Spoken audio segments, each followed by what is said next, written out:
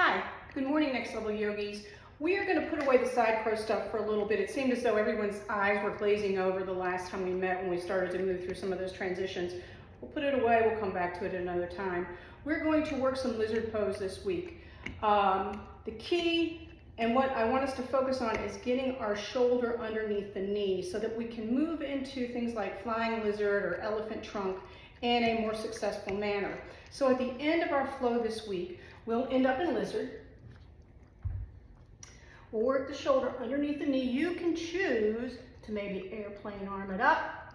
You could bind up if you'd like. You might want to grab the ankle. Anything that will help you to start to work the shoulder underneath the knee.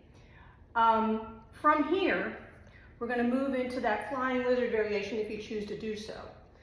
The key here is clamping the shin around the bicep. So I'm working my shoulder underneath the knee. I'm going to come to the ball of the foot that's at the top of the mat, shift my weight forward, and clamp the shin on that bicep. Shifting, shifting, shifting so much that my posterior chain picks up and lifts that back leg. My nose is just hovering off the mat. We'll start to work on that and maybe eventually begin to move from that flying lizard into other transitions.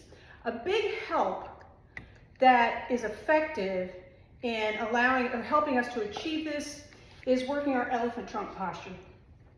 So again, I'll work this into the sequence. We're going to try from a seated position to work our shoulder underneath the knee. We clamp the shin down on the shoulder.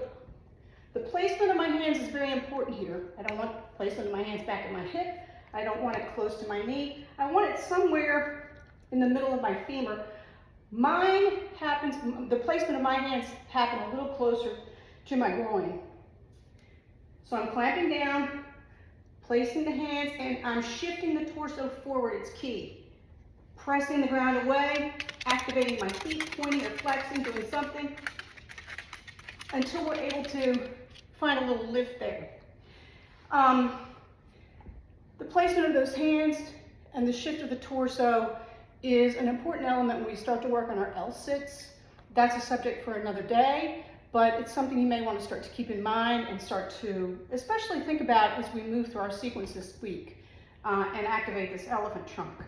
So, lizard pose this week, be a lot of hip openers, we'll be working the shoulders, and again, the goal is to maybe try that flying lizard.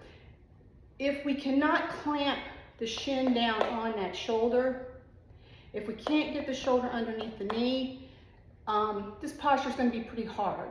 So when we hit the elephant trunk portion of our sequence, maybe we'll just choose to work the hip.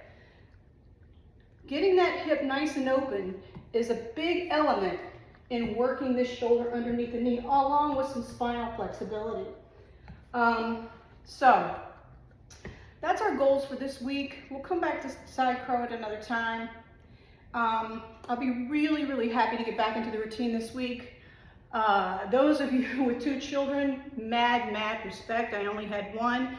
Keeping up with those grandboys this past week has given me a run for my money. I'll be excited to get back to the studio. If nothing else, just to get back into routine and to get some rest. I've missed you all, and I'll be happy to see you Monday night.